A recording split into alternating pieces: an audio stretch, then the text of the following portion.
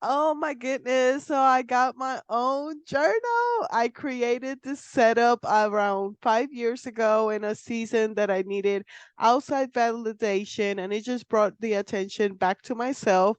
And it's simple but effective. And it's just the three things that are important to me, not the to do list, but what really matters. Something that you're grateful for, something that you're proud of, something that you dream of, and something that you pray for. Just to get you a little motivation, journaling has been a huge part of my mental health journey. And I just hope that it helps somebody as it has helped me. You can find some cute notebooks and now my own planner too. You can find it at lifewithfrancy.com/shop. Hello and welcome to Life with Francie podcast, a place where you will find all kinds of conversation like mental health, self-love, self-care, trauma, hobbies, and more. With this podcast, I want to create a place where we support one another in business and personal life. Hope you enjoyed this episode. Now, let's get the show started. Today's interview was thanks to PodMatch, an amazing community for podcast hosts and podcast guests to make amazing collaborations like this one. They have tools and resources, and it's just an amazing community to be if you're in the podcasting world. You can find the links in the description of the episode. And on today's episode, I have the pleasure to talk to Eric. And Eric specializes in leveraging his strategy, thinking, and adaptability. Adaptability. Oh my goodness, I can't say that word. To create okay. You should have picked easier Yeah. words for your description. No, I'm sorry. Yeah. It's me. Oh yeah. It's not Uh, you. And effective solutions to the challenges facing the cutting industry. Eric's fierce independence and commitment to self mastery made him a natural leader, a role model for those seeking to live a life of purpose and freedom in the digital age. So I'm excited to have this conversation with him. Welcome to the show. What is life with you? yeah, and honestly, thank you so much. I'm really grateful to be here. And I'm glad you brought up in the intro your journaling because journaling has been very helpful for me as well. So I don't have like a fancy journal, but I just have a composition notebook that I use as a gratitude journal. So every day I wake up, I write three things I'm grateful for. I find that sets good intention for the day. Before every business call, before every podcast, I'm like, right, like this one too, I wrote, I'm grateful to go on this podcast because I think going into something with gratitude is the right energy to go into. Like, for example, I'm grateful to be on this podcast, but if I were going to like, to go on this podcast, which podcast do you think would add more value to the listeners? And I'm sure the one with gratitude will. So yeah, and short and long story short, I think gratitude is the attitude. And gratitude just, if you're in the gratitude vibration, it just attracts so many good positive things to your life. And it creates like this upward spiral. So yeah, everyone check out Francie's journals. Journaling and meditation have both been incredibly helpful for me, especially as a tangent. So yeah, if you haven't started journaling, give it a try. It's always fun. It's always fun to put your ideas on a paper and it can help you manifest it all that much faster anyways. But yeah, anyways, nice to meet everyone. My name is Eric. I'm 30 years old. I'm blessed to be living in beautiful Southern California. So unlike Kansas, it's like 70 degrees and sunny right now. So it's pretty nice. My hobbies right now are Muay Thai. I love to play chess. I love to read. I get as much sun as possible. I think the sun is great for you, and I think we should all get as much sun as possible. And I think you're on the same vibration of that based on your background and meditation. So I just got back from a 10-day Vipassana meditation retreat in Joshua Tree, California. Oh, It wow. was the it was the method that the Buddha used to reach enlightenment. It was in complete noble silence, no phone, no talking, no looking at anyone, just 10 days of straight inner work and straight meditation. It was a beautiful, transformative experience for me. The cool thing about these facilities are they're they're free and they're all over the United States. So if that's something that interests you, highly recommend you check it out. Again, the more, and again, I'm not like an affiliate or anything, I don't get paid for it. Just the more people who go through that self work will, it's just better for everyone as a collective. So check it out if you want to, or don't. Yeah. Oh, after the interview, I need more information on that. That was Oh, awesome. oh That's yeah, very interesting. oh, yeah, yeah. So the method itself so it's the method that the Buddha used to reach enlightenment, and the structure of the class. It's again complete silence because let's say you meditate for an hour, like I meditate for an hour right now. Right after the hour is done, I reconnect to the world. I go on my phone, I go on my emails. It is what it is. But if you're in complete silence, the meditation never ends. So the way the method works, it's designed to extract the traumas that you stored throughout your whole life in your body. So what you do is you start off with the area around your nose. You focus on that for 3 days, just the breathing in and out around your nostril. Eventually, you start to pick up different sensations in this area, this triangle between your mouth. And once you can do that, you scan your body every inch back and forth. And imagine, so what this does is it pulls out the traumas and different sensations, and you observe those traumas, you let them go. So it's extracting the root of your traumas. So imagine if you're a NASA scientist, you have to send a rocket into space, you have a piece of metal, you need it 100% pure. What you would do is you'd run it through magnets. The magnets would extract those impurities, and then you'd be left with a pure metal. So with this particular meditation method, you're just doing that, but with the traumas on your body. So you're like, okay, like a painful memory could come up as like heat, pain, anything, a positive like a craving could come up as like a tingling. It's just a bunch of different sensations. And eventually, once you get rid of all the traumas and aversions, you become a positivity generator, which again just helps the collective. So yeah, and again, the facilities are great. It's completely free. You just show up. There's shower, bathroom, you get your own room. All the food is completely taken care of because as a student, they want you focusing on meditation. Like you don't have to worry about anything. You just wake up, meditate, go back, eat breakfast, meditate some more, lunch, meditate some more, meditate the rest of the day, close with a discourse, repeat the next day. So yeah, dude, it was an amazing experience. So mental health wise, it's honestly a complete game changer. So definitely check it Nice. out. Yeah, I was in a season where like if you told me to scratch my head 3 times a day and that will help my mental health, I was gonna scratch my head 3 times a day. So I just love listening to other people and how they handle their mental health. But tell us a little bit about your story. Yeah, so I think everyone has an inner purpose and an outer purpose. So I think everyone has the same inner purpose, and that inner purpose is to raise our own level of consciousness. So if I raise my own, I'm raising that vibration, it'll raise those around me. And this is why I like podcasts so much, because if we have a positive conversation, I think our levels will raise, which will raise the levels of your listeners, which will in turn raise the levels of those around them, which will in turn raise the levels around those around them, creating a nice upward spiral. So that's the inner purpose. And the outer purpose is what can you do to actually make that happen in the business or physical world? So I believe everyone is happiest when they're serving other people.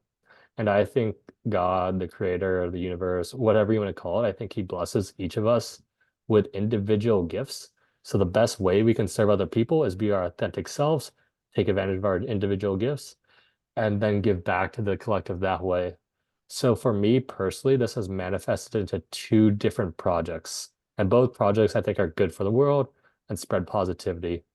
The first is SHOPX. And what that is, that's a Web3 powered e-commerce platform. So it's like the Google of Web3. So if you're a brand, you're an e-commerce store, you want to enter the Web3 space, you just download the ShopX app, and then you can very simply enter the Web3 space. The why behind that is I would like to live a nice, peaceful life.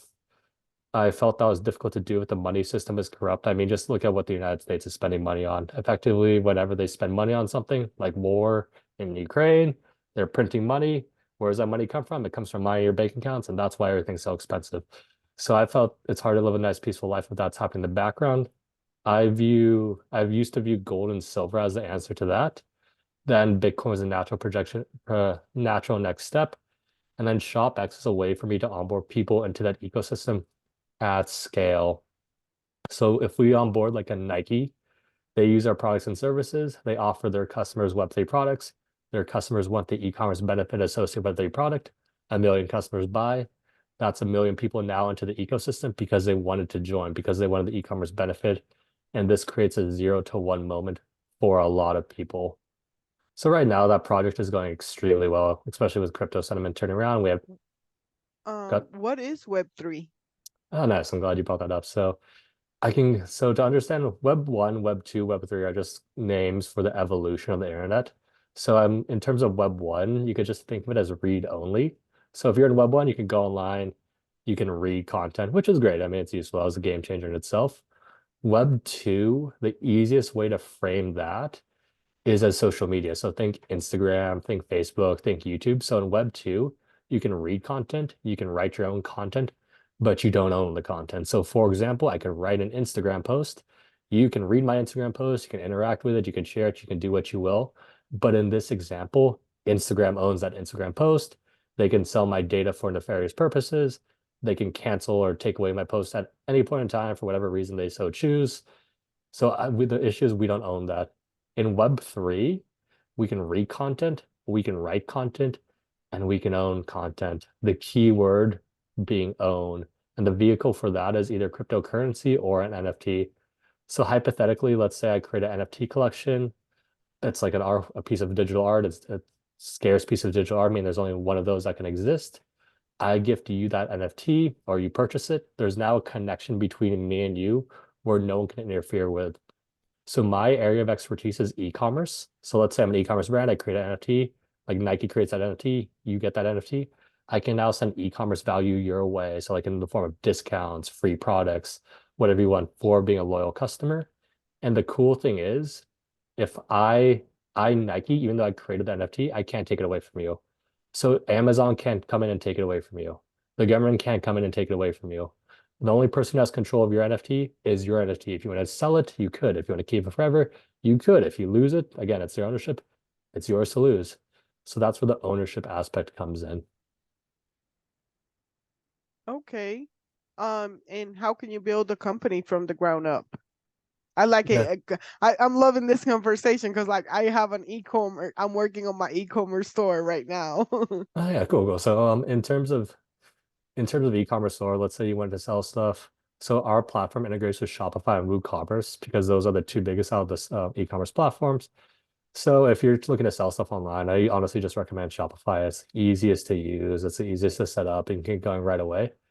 And if you wanted to add Web3 benefits to your e-commerce store, all you would have to do is download the SHOPX app and then start playing around with the app. And what we would do is create an additional stream of revenue for you as an e-commerce brand. So let's say hypothetically you launch your e-commerce store. And so we have three major use cases. The first is Fox. They're the enterprise use case. We have a mid-tier size use case, but I think the one that interests you would be I guess our small business use case where this guy he had a following on Instagram, but he didn't have a product yet or a website. So what he did is he created his NFT pass using ShopX prior to the release of his product. He earned some revenue, used that money to actually launch his product. And then because people already bought it into his NFT, he already had a customer base, a core customer base to sell to. So that was beneficial for him. So if you wanted to get on board ShopX, you would just go on your Shopify app store, download the ShopX app, and then you would launch your own NFT collection. And we made it super simple to launch your NFT collection. So we've taken out all the code for you. So you just fill out two forms, like name of the pass, a price of the pass, a pass image, a description, whatever you want. You fill out that form, then you fill out the form for a landing page. You click create. Now you have launched your first NFT collection, which is fantastic. And since we already integrate with your Shopify store, you just click add products to your NFT pass and you see all your products on your Shopify store. And then you could add products for your NFT, exclusive products for your NFT holders. Your customers then get a landing page link and they can purchase that NFT with either Ethereum or a credit card. Once they purchase it, you can add products to that pass and depending on what you want to do. So if you have a new product launch, you can give it to your first holders. They buy the product, they're happy, and then you can just keep selling that way.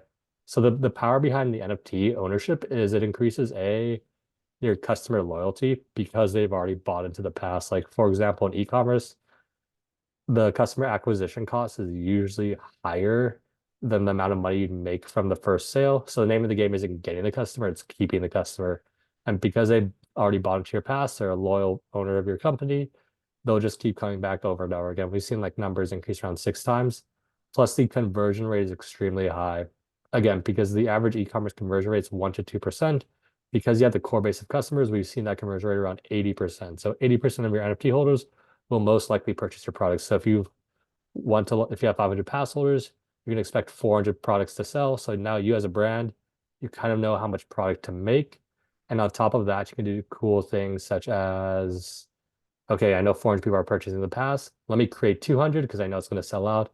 and that can generate hype. So you can play around the technology however you want, but we made it super simple and easy to use. So for your case, if you're launching a new store, it would target your core customer base, and then it would create a relationship with them, and now you know who they are.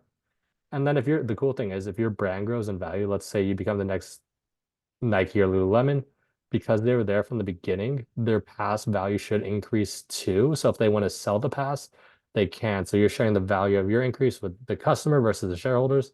And you as a brand, if they want to sell your pass for you, you can program a royalty. So every time they sell a pass on the secondary market, you can take a cut as well.